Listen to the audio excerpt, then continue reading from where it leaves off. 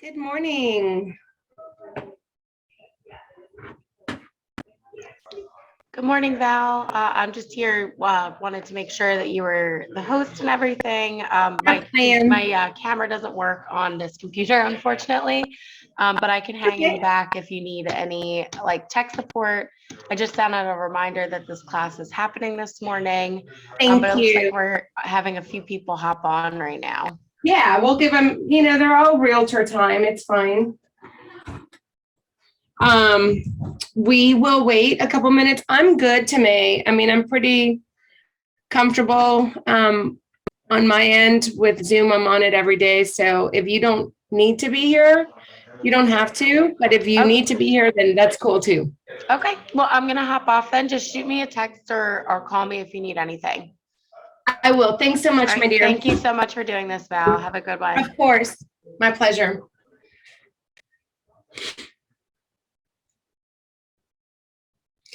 Good morning, everybody. We're going to give everyone a couple of minutes more to jump on. And if not, we're going to have a small class, and that's sometimes a really great opportunity for people to ask some really great questions because you get more of my attention than in a larger class.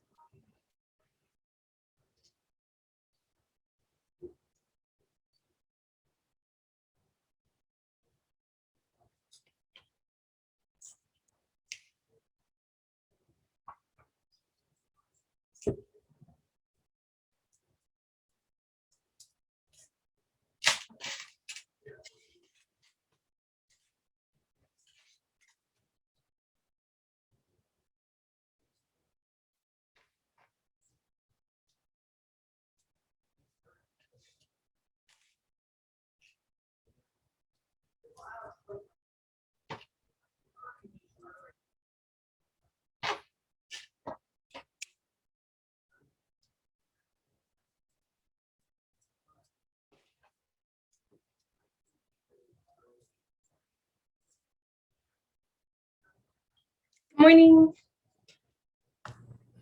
Hi, how are you? How are you doing?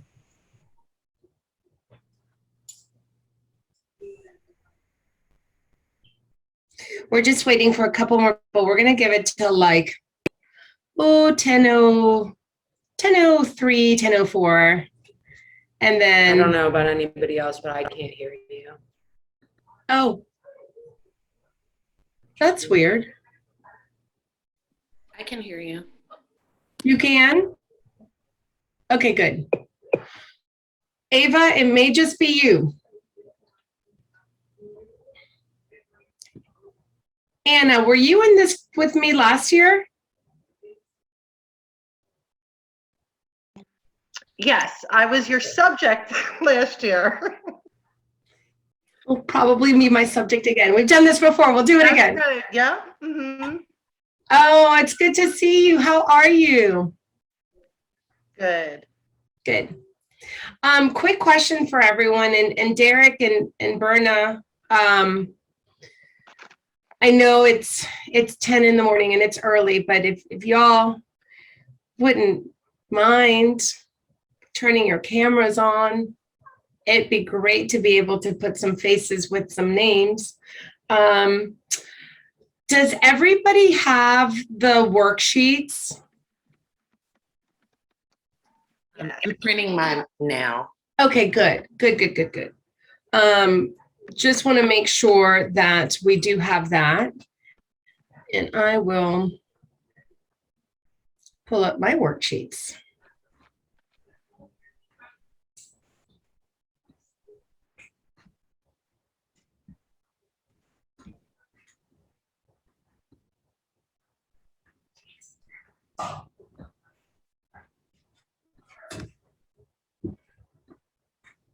Hold on. One technical issue. Okay.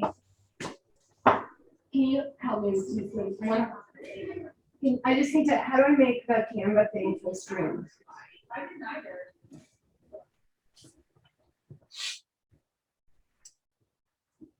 How do I make that like the screen? You need to download it. Oh, got it. And then do it that way. Okay. Okay.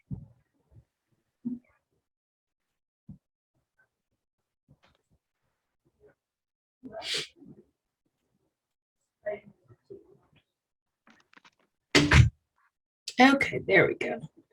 Is everyone here? Okay, well, we got 6 of us. Can everyone hear me? Okay.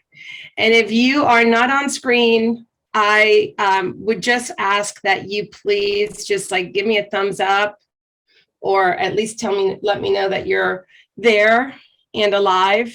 Hi, Marcy. Thanks, Marcy. I appreciate that. Thank you for the thumbs up, Midland. And we're just going to, I'm going to pull up my screen.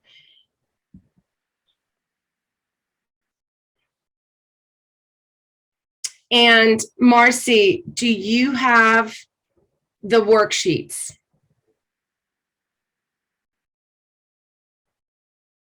You don't have them. Okay, hold on. I can't hear you, but I'm going to take that as a no. No, I don't. Sorry. Okay, got it. All right, let me find them for you, and we will see if we can put them on the chat box for you. Okay.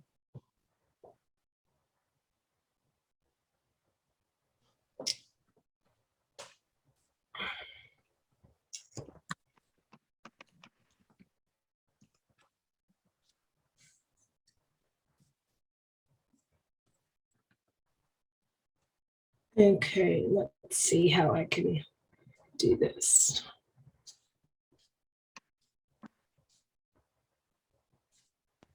Chat.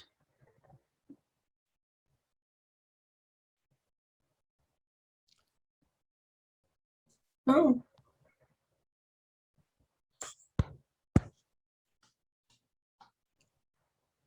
I have them. Okay. I found them at the bottom of Kate's email. I have them. okay. All right. Well, I put them in the chat regardless. So if you guys need them, they're in the chat.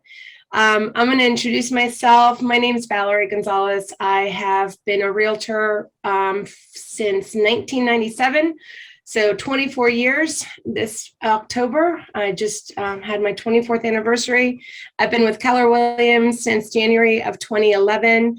I was the director of sales for the #1 team for Keller Williams in the Southeast region for 2 consecutive years of the last 5 years, and moved to Philly 2 years ago with my team, and was working out of Philadelphia and Atlanta, and started my own team last summer. And we are still in Philly and still in Atlanta. Today, I am currently in Atlanta. So hello, everyone. Thank goodness for the power of Zoom. We can be together on this call. I have coached, trained, hired over 25 agents in the past 6 years, and have been able to, using these systems, take agents who are doing about $1.5 million and turn them into $8 million producers. Took a $6 million producer and turned her into a $13 million producer in a year, just following these systems. So my hope for today is that you will at least know where you're at in your business with a pretty clear vision of where you want to go in the next year. Just so I can get a read for the class, how many of you have been in business for less than 2 years? Just a couple. Okay. And everyone else 4 or 5 years ahead or more? Okay, great. So for the agents who have been an agent longer, how has your business planning been in the previous years?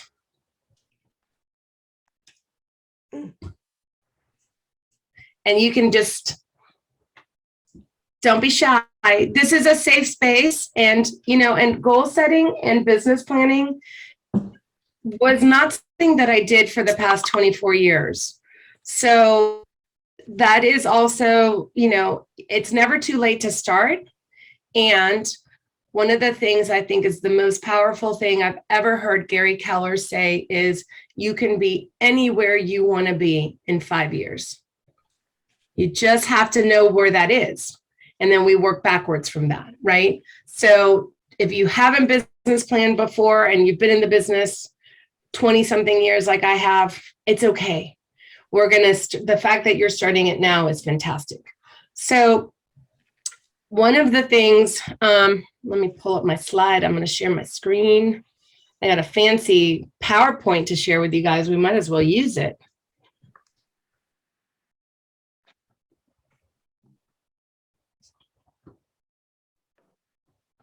Okay, can everyone see that? Yes. I'm also going to turn off my Slack, or you will hear that clicking every 5 seconds.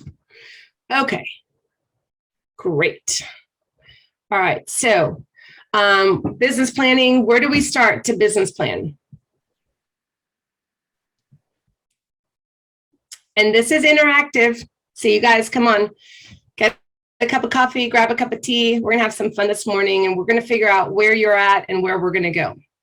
So I love that. Your business grows to the extent that you do.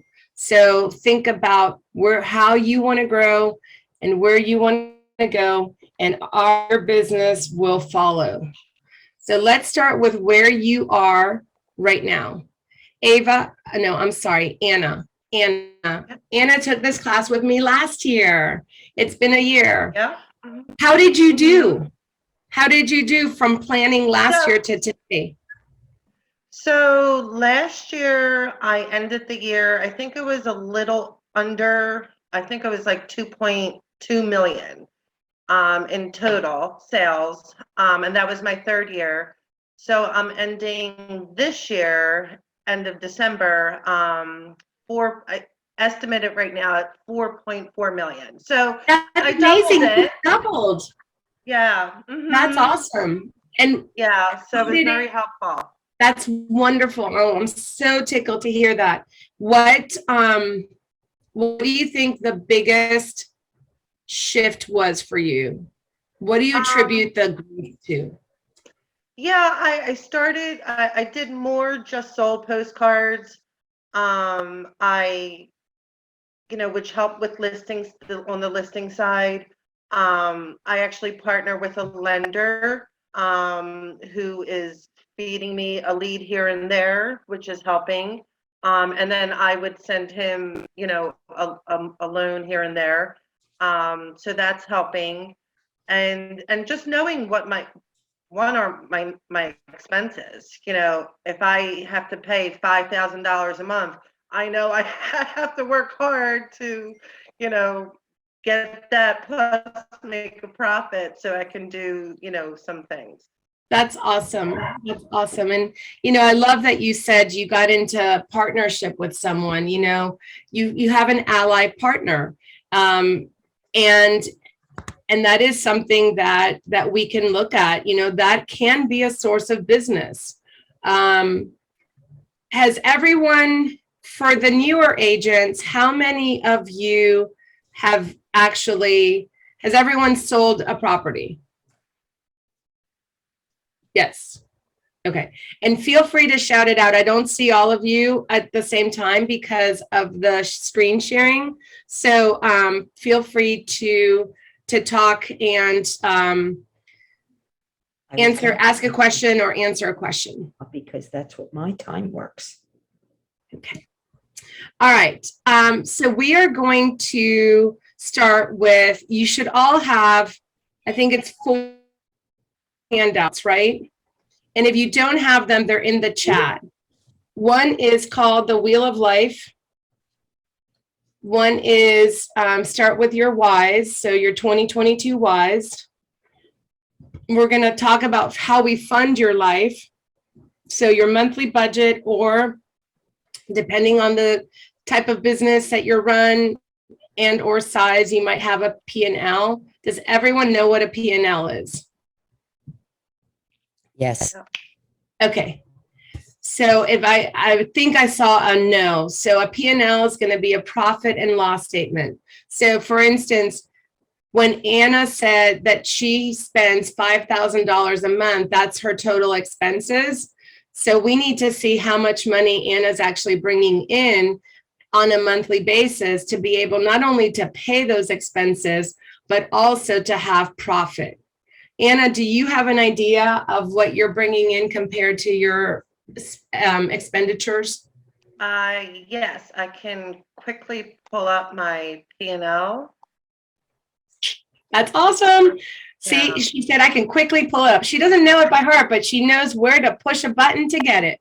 Yeah, I mean, I always, make it updated every month. And so if all goes well, minus all my expenses, by the end of December, I should be making a profit of 32,000 if all goes well. Do you know what that 32,000 is with regards to like a percentage? Like, is that 30% profit? Is that 40% profit? I believe it is, well, granted, minus 10,000, so we'll say 22,000 because I have to enter my expenses for November and December. So right now it has it as a return of sales 47%. That's amazing. So, yeah, so minus, my November and December expenses, which I didn't enter yet.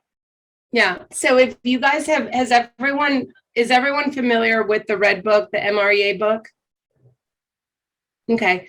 Do you guys know what the MREA book says your profit should be? In a very simple way of looking at expenses, cost of sale, profit? No. All right. Well, I recommend reading it. If you're familiar with it, it's great, but read it and study it and kind of work through it like a workbook.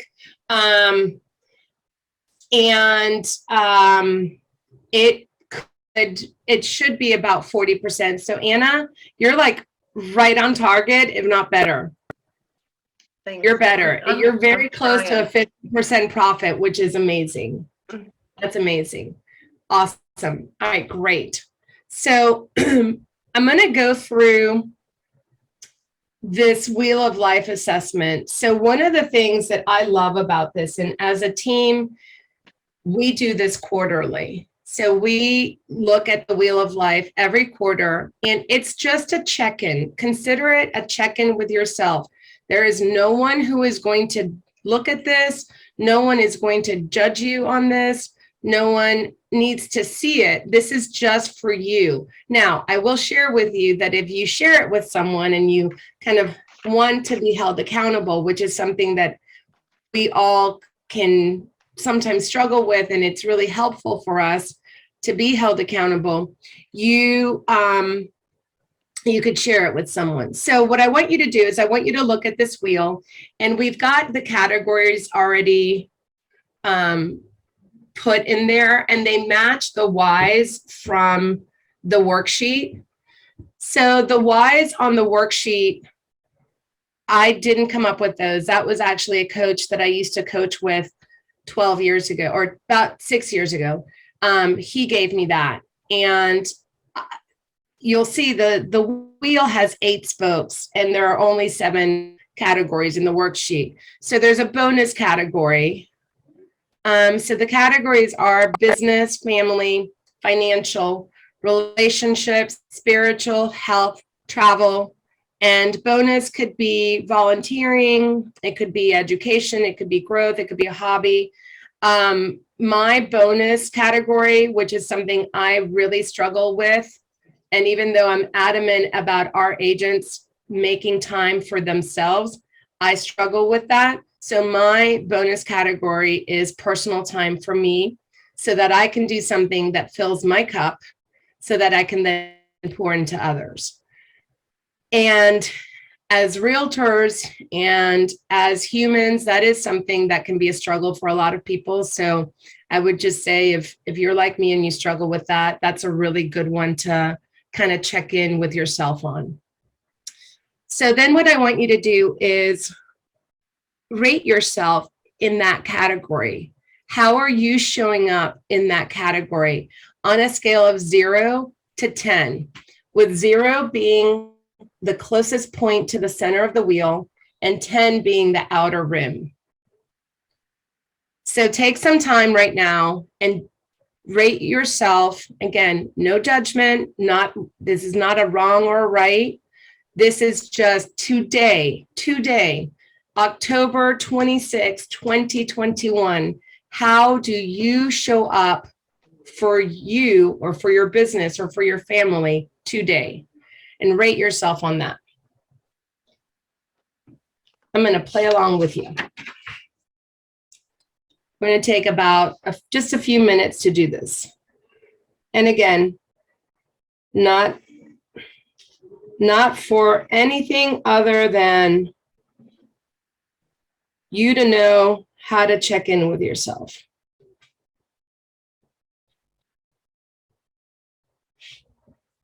We just did this as a team during our team summit at the beginning of the month. And I bet you my wheel has changed since then.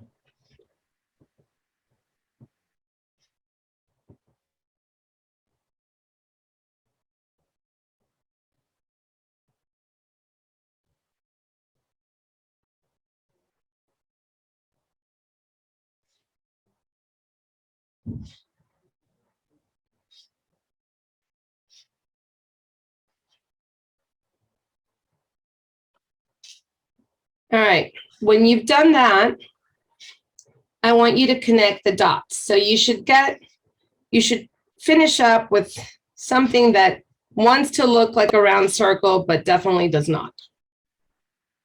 It's probably going to be something like this. Can you guys see that? No, it's blurry. Move it away a little so we can see it. Hold on. I have this blur background on. Let me just take the blur background off so that way you all can see.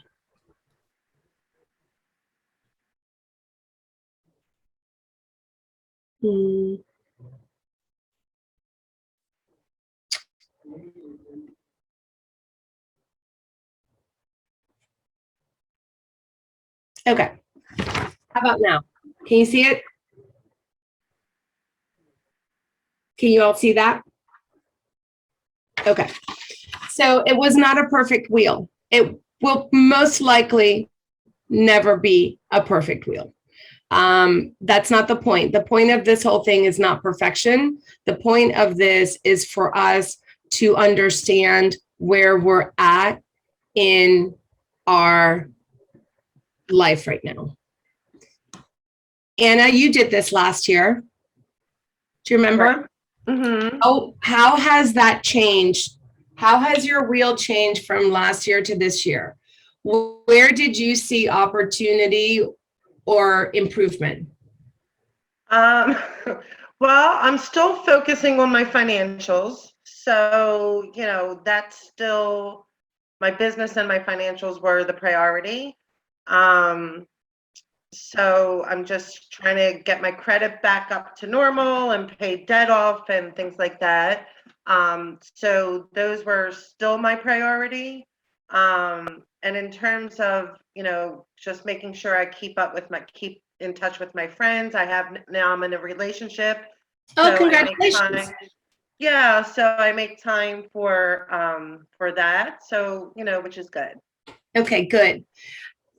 Does anybody else want to share their findings or their thoughts around it?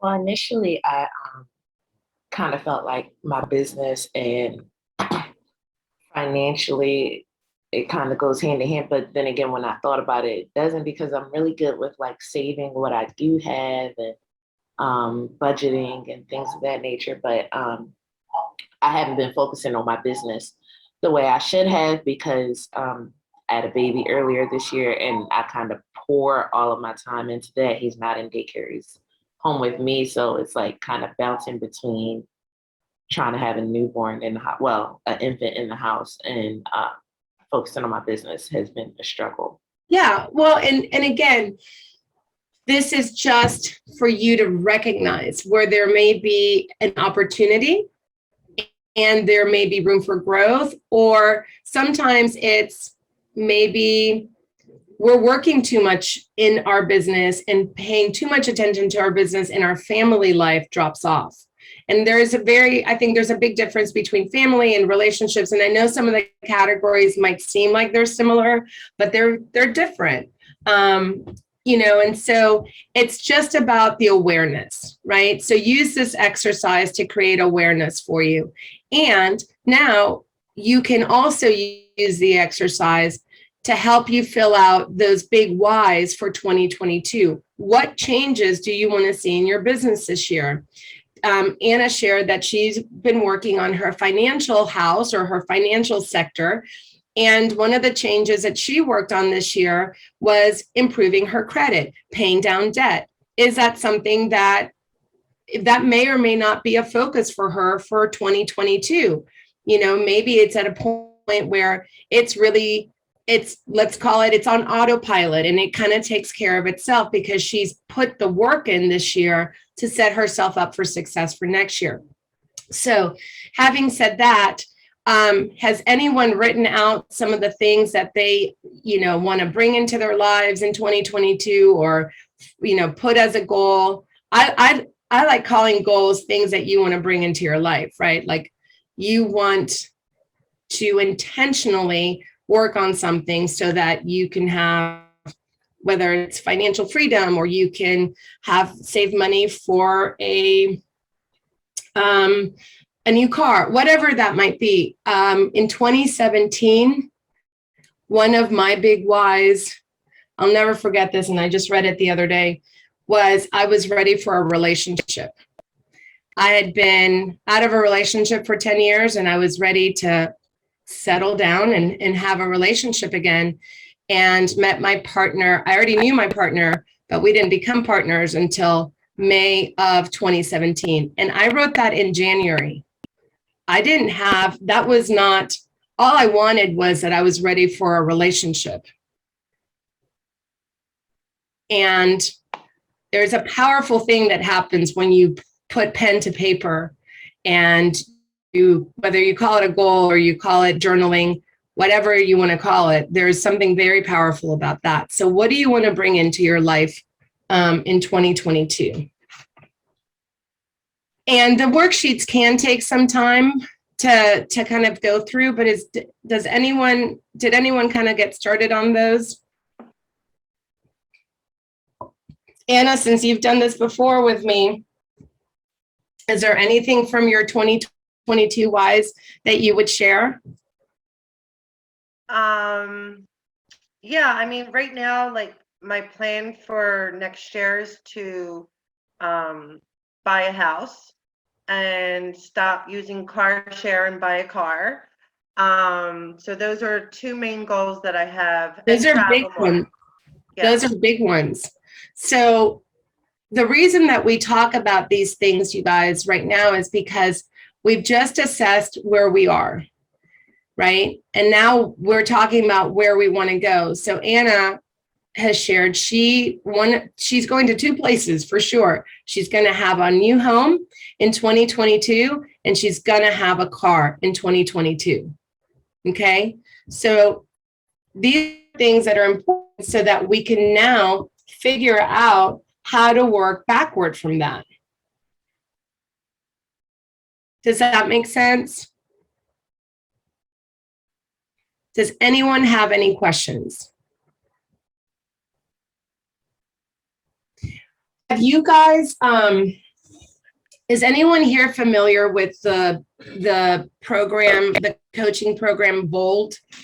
Has anyone heard of that before? It's a Keller Williams program called Bold.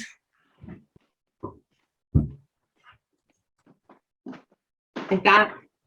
Bold, bold. It's an intense program. It's 8 weeks long. But the reason why I bring it up, huh? I remember that. Yeah. The reason why I bring it up, it's kind of on a hiatus right now, obviously because of COVID and lots of reasons. I think they're revamping it. But the reason why I bring it up is that BOLD is an acronym, and it stands for Business Objective Life by Design. Yeah. And the reason why it's very relevant is that everything that we are doing right now, this kind of business planning, is so that you can have a life by design and not by default. You are in control. You are making the choices. You are implementing the habits and making the choices that will get you to the things that you want. Remember what Gary says, you can be where? Anywhere you want to be in how many years? 5 years. That's right. You can be anywhere you want to be in 5 years. I'll share a goal of mine. I want to be out of production in 3 years or less. I don't want to sell real estate as an agent in 3 years. So that's one of my goals. In this coming year, I am not working with buyers anymore. And that I say that with a very heavy heart because buyers are my absolute favorite people in the world to work with. And I'm only going to focus on listings, and all my buyers will go to the team agents. And so that's year 1. By year 2, I will have identified my replacement. I'm not giving up my team. I'm just not going to be in production. And then by year 3, that replacement will be the lead listing specialist on our team. So that's my plan to not be in production in 3 years. Does that make sense? These are the types of things that we're starting to think about. And we do this 1 year at a time.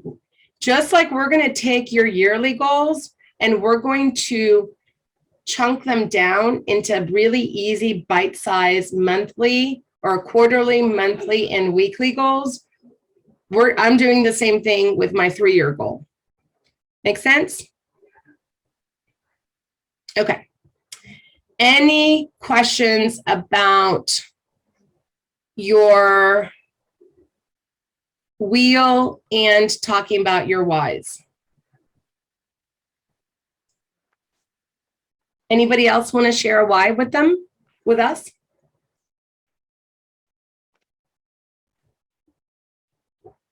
No, that's okay. And, honestly, I'm still working on mine for next year. I haven't identified all of my goals yet. So we're in business planning season, and that is something I need to sit down by myself, not with my business partner, who's also my partner, not with them, not with my team. I need to sit down with me and figure out what I want to accomplish next year and what I want to bring into my life. So I encourage you to take some time and do that as well. And I encourage you to dream big. Dream really big. Does anyone vision board?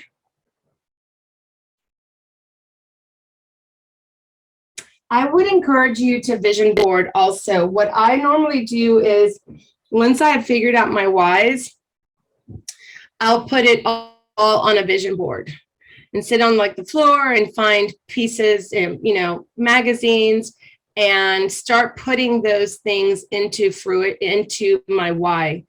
2 things I'll tell you about a vision board. 5 years ago, I was vision boarding with my team at the time and leading the vision board class. And I did all the things that I wanted and kind of just very randomly, I love to travel. and very randomly saw a red telephone booth in a magazine, and I pulled it out and put it on my vision board. And I was like, oh, I've always wanted to go to London. I've never been. Put it down. I spent, and that was December of 2015. I left for London December 27th, 2016 to spend New Year's Eve in London. And vision boards are like magic. They just happen. Last year, we were in Philadelphia and we came down to Atlanta to do a goal setting with our team. And I put on my vision board a new kitchen. I didn't know where that was going to come from. I didn't know what house that was going to be in. And all I put in was the big kitchen. I wanted a kitchen with a really big island. And we have been renovating our house for the past 6 months, and we move in about 4 weeks. And my kitchen, it's all about the kitchen and this really big island. And that was just, you guys, honestly, that wasn't even a Is plan. Thanksgiving this year? You're gonna have Thanksgiving in your new kitchen, in your new I house? am. And it's my birthday. Oh, yeah. That's My even birthday's better. at the end of November. And I told the contractor, I said, I don't care what you have to do. I need to have Thanksgiving in my new kitchen, even if it's like take out food on the floor. Yeah. I did that in a renovation, and they kept saying Thanksgiving, yes, Thanksgiving, yes. And I walked in with the turkey and said, could you plug in the refrigerator, please? That just Really gave me good. chills. That just gave me chills. Yeah, no, it's, again, it is, some people be like, oh, I don't believe in that, whatever. It is the power of intention and the power that you really have to put in place the habits and make the choices that will get you there and that will bring that into your life. So I could go on and on about vision boards, but yeah, they work. They're really powerful. The first time I did one was in 2001. I had this coach. I was on a team, and this coach, and we spent the entire day at the Ritz-Carlton doing vision boards. In 6 months, I had half of the things on my vision board. And I remember they came back, they were from Colorado, they came back, and I couldn't wait to see them so that I could tell them how everything had come to fruition. And it's just, it's powerful. All right, we're moving on.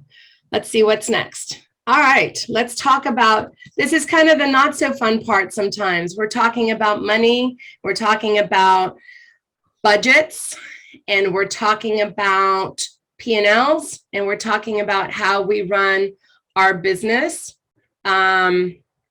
So where are you guys? Does everyone have a budget? Again, no judgment. Who has a budget? Okay. Well, a budget might be a really good place to start. Let me ask the question differently. Who knows how much money they need to keep a roof over their head, food on the table, and money for car, gas, public transportation, whatever else you need to run your life? Who knows what they need, what that number is?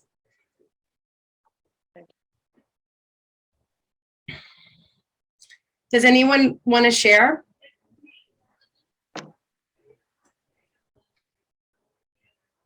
I'll share. It's Anna. Thank you, Anna.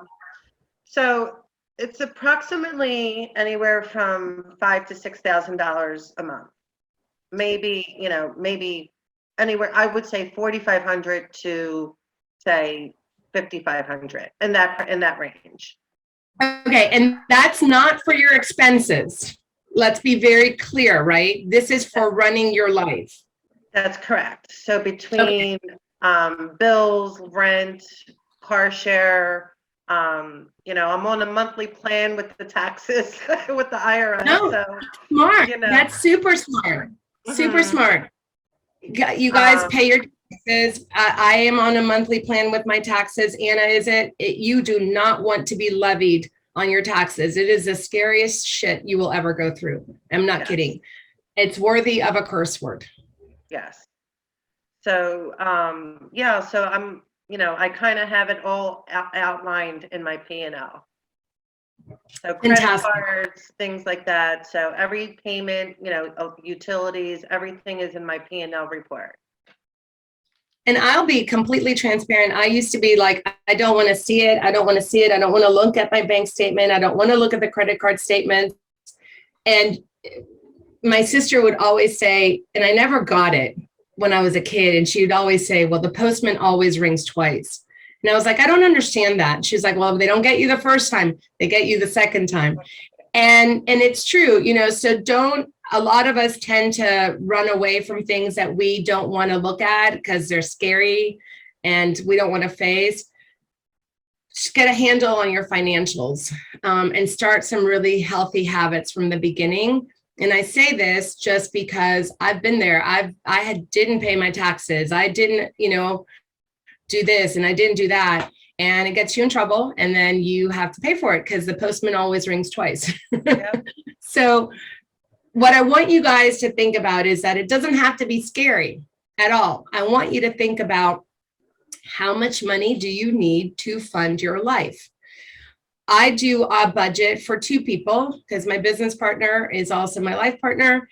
And I do a budget for us. And right now, what it takes to run our household, and that includes a mortgage, that includes cars, that includes food, electricity, utilities, going out. We like to go to, shows and we like to do this. That is all accounted for in our budget. I get my nails done once a month. I get my hair done every 6 weeks. Whatever that looks like for you, make a budget and live by that budget.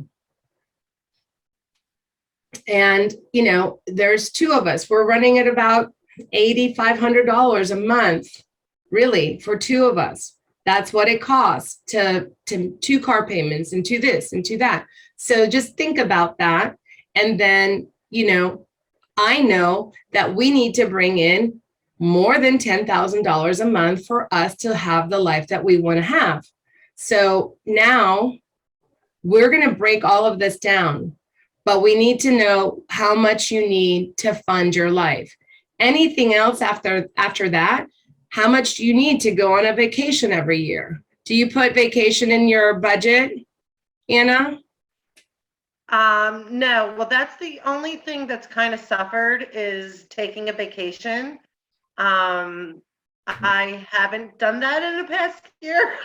Well, and that's been challenging because of COVID. And it could also be, if you were stricter with your financials because of you're trying to work on your financials, you may not go on, sometimes we make sacrifices. I can't go on a vacation right now because it's not in my budget. And yet I'm working towards that. Right. So that's just something for you guys to think about. So make sure you know your monthly allocation, personal budget, where you're at, and make sure that you know your, like Anna, she has a profit and loss statement for her business budget. So you need to know your business budget and your personal budget because your business is going to fund your life. And then typically what they do is, according to the MBA, you put 30% away for taxes. This will get you out of trouble or keep you out of trouble, not get you out, keep you out of trouble. 30% cost of sales. So those are going to be your expenses, and 40% profit. So remember when we talked about Anna's profit and loss, when all is said and done at the end of the year, after she has paid November and December expenses, she should be somewhere between 40 and 50% profit. So she's targeting right on the MREA numbers. The question would then be, Anna, are your expenses targeting right at that 30%? Yeah, let me see if it's expensive. Yeah, probably, I would say it's probably around 30% with all said and done. Yeah, 30%. Well, no, wait.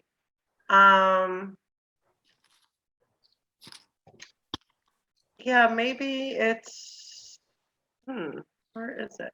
It would probably be around 30% tax expenses. So you're right on track. Yeah, 32.8, I think, something like that.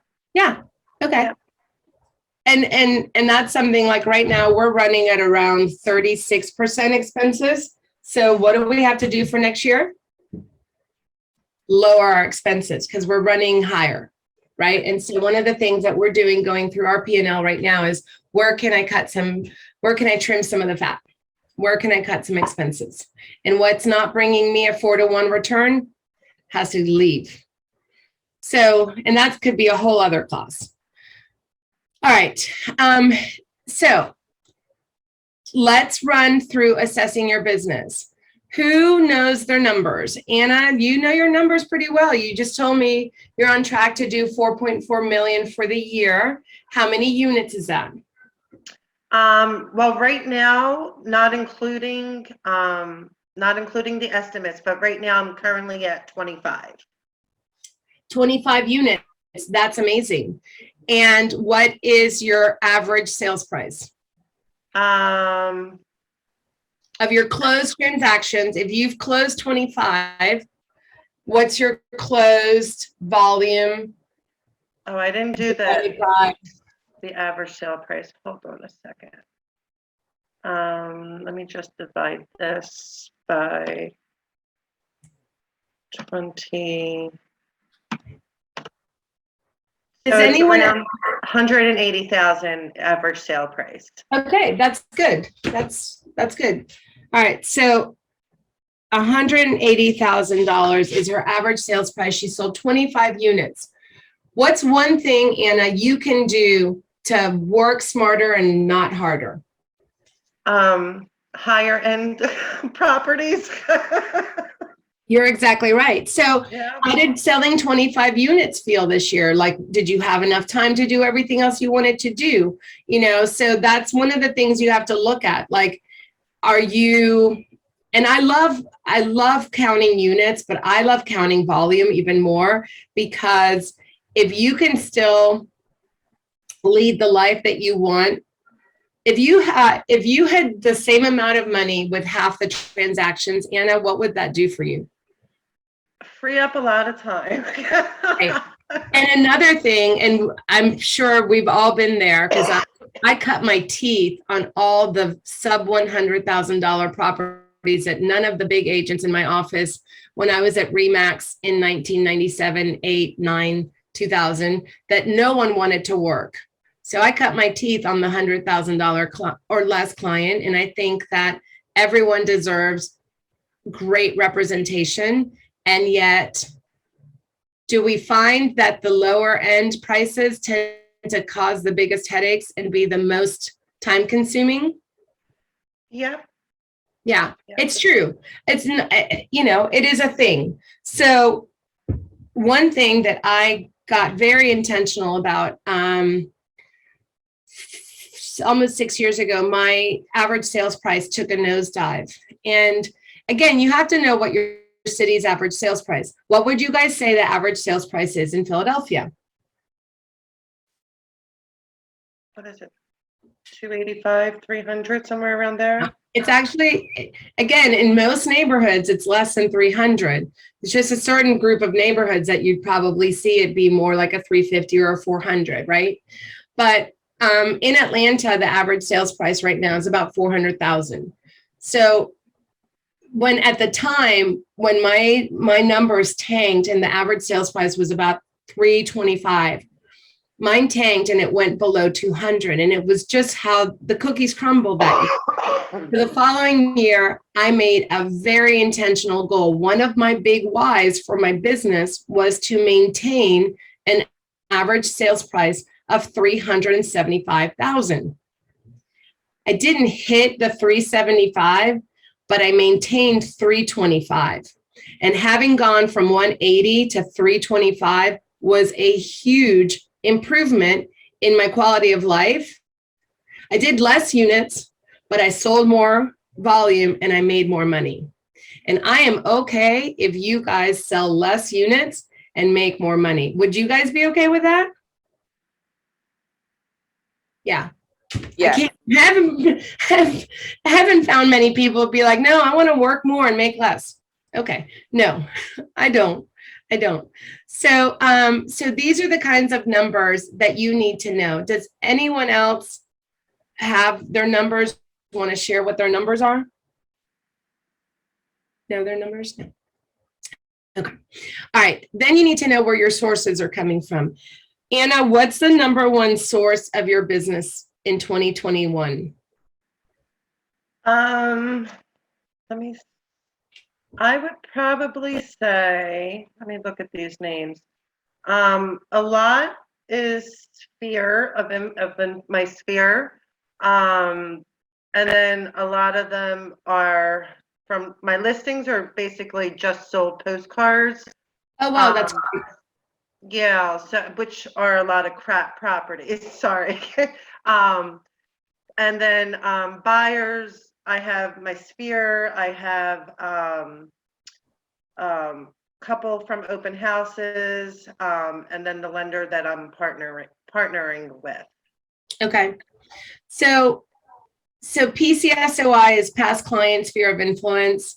That will be the easiest and the quickest way to a paycheck typically.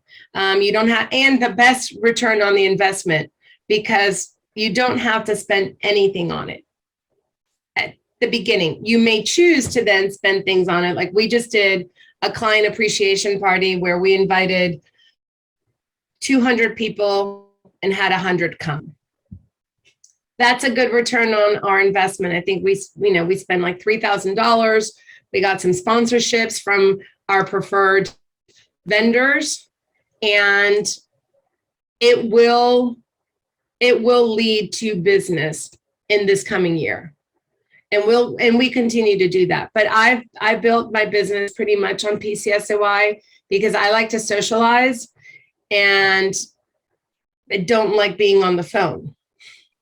So again, we look at this and we look at diversity. We want to be diversified in our business opportunities. So a lot of people pay for leads, and that's something you may or may not choose to do. Like I said, your PCSOI business is going to be the highest return on your investment. So you may want to focus on how you get more business from your past clients in your sphere of influence. The other thing that you want to look at when you're looking at your business and knowing your numbers is you need to know what like your seasonality is. What is your trend? How do you perform in quarter 1 versus quarter 3? How do you perform in quarter 2 versus 4?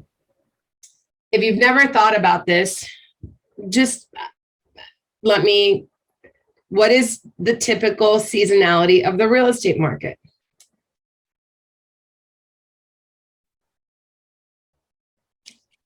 And do we call it a spring market or do we call it a summer market? So typically spring market, we have a huge influx of inventory coming on the market, right? Last year, the seasonality was completely shaken, especially in Philadelphia, because we were under lockdown for 2 months and we couldn't practice real estate. That did not happen in Atlanta. I was selling real estate left and right in Atlanta, even though I was locked down in Philly, but in Philadelphia, we couldn't do it. Couldn't practice in person. In Atlanta, everyone was out and about. So again, seasonality last year was out the window. So if you're new to real estate, let me explain how seasonality typically works. January is pretty slow and it ramps up into the spring market. The spring market typically runs hot until June, July. It kind of slows down a little bit, ramps down again, typically has an uptick in the fall. after back to school is done. And then we slow down at the holidays. That is typically how we go. My seasonality tends to mirror that market because I was a buyer specialist for the majority of my career, and I completely rode the market. So that meant I was full steam ahead out of the gate January 1, and I would crash in a complete exhausted stop, typically on July 1st, take a vacation, and then come back. I'd have kind of a slow start again, because you know how it is when you come back from vacation, and then ramp up again. And I would always have, my fourth quarter was always the strongest. So for me, my seasonality is quarter 2 and quarter 4. Those have always been my strongest quarters. So have you seen anything in yours, Anna? Well, it's pretty much kind of, I mean, yeah, my first quarter is okay. Second quarter was strong, but I didn't do one of the months in the quarter. But I had a huge listing that was an over $600,000 listing. Oh, nice.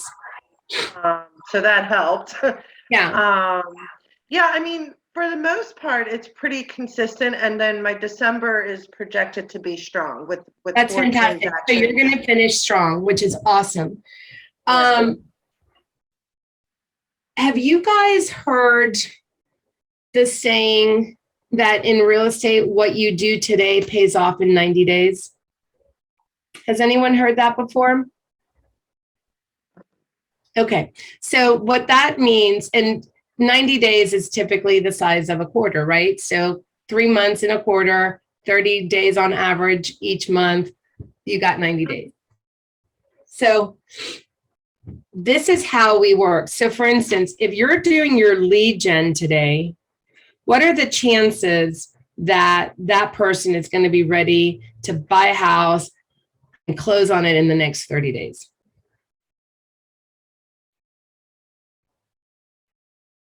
You might find someone who's ready to go right now and says, I need to be in a place.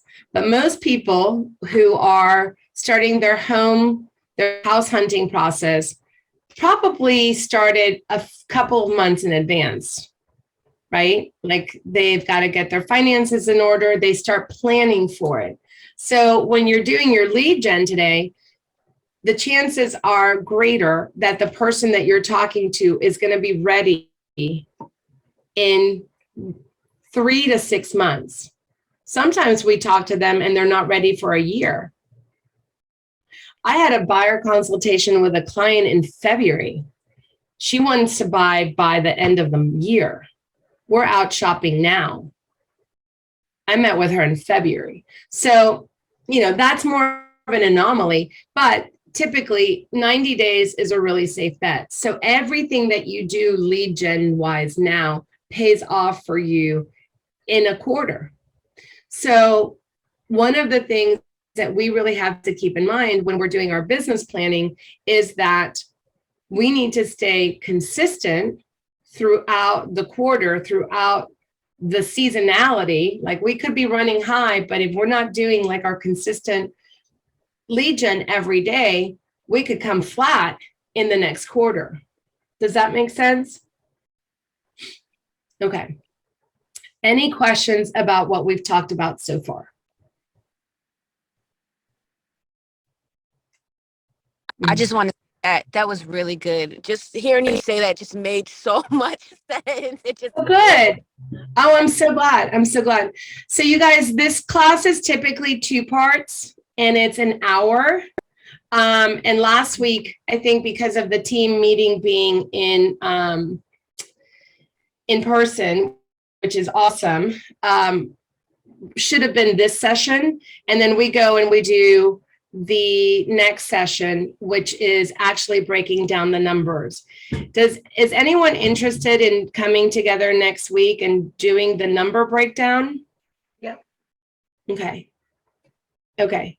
So we're going to pause here. I'm going to give you some food for thought, just to give you an idea of what we'll be covering next week. And Anna did this with me last year is we're going to do the economic business plan, right? So remember how I told you that we're going to figure out what you want in your life next year, and then we're going to figure out how much you need monthly.